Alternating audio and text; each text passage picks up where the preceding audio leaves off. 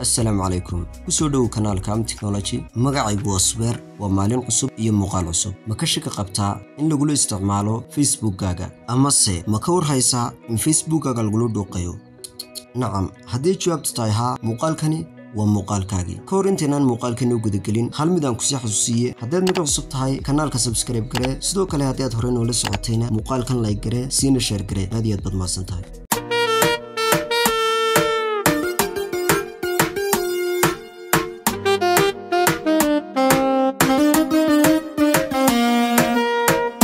Okay, waxaan soo kicinaynaa Facebook-geena.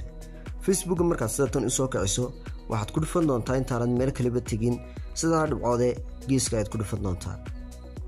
Intaa kadib, hoos ayaad u soo degi doontaa, waxaad ku dhufan doontaa Settings.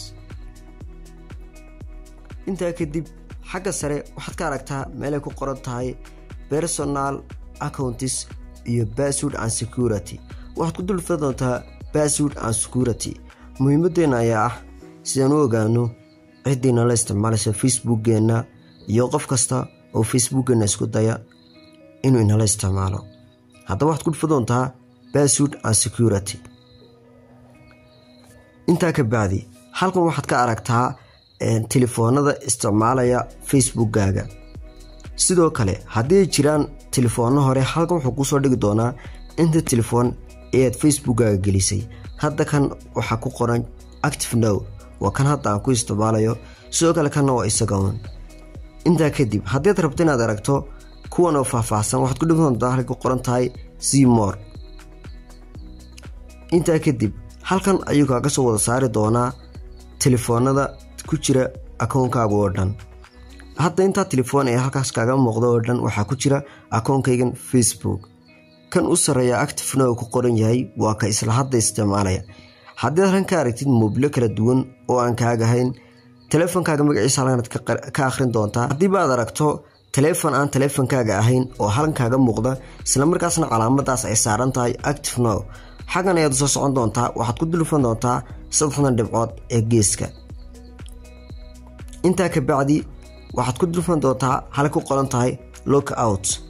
kadibna sidaas ayaad uga saartay akoonkaas inta ka bacdi back ayaad ka oran doontaa hadda saad u jeedaanba akoonkii saddexaad ee ka muuqday waan ka saarnay kan labaadna sidoo kale isna waad ka saaraysaa waxaad ku dhufanaysaa saddexda dhibcood ee xaggaaga muuqda inta ka bacdi isna lock out ayaad ku dhufan doontaa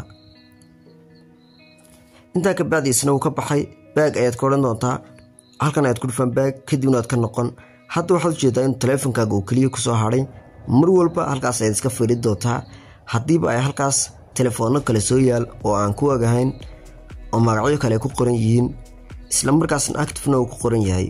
ogsoono in telefoonkaas uu kula isticmaalayo Facebook-gaaga kadibna lock out ayaad iska oran doontaa si uuna kula isticmaalin ama uuna sirtaada u ogaan inta ka bacdi back ayaan hadda ka soo odhanayna oo ka soo noqonayna hadda haddii aan mar labaad ku noqono Password and Security hadda saad u jeedid telefoonkeena oo kaliya ayaa inoo yaal meesha hadda waxaan malayn inaad fahantay mawduuceena inta kadib waan isaga soo laabanaynaa muuqaalkan haddaad ka heshay ha ilaawin inaad like garayso sidoo kale la sii wadaag saaxiibada si iyaguna uga faa'iidaystaan see you soon insha Allah videoga xiga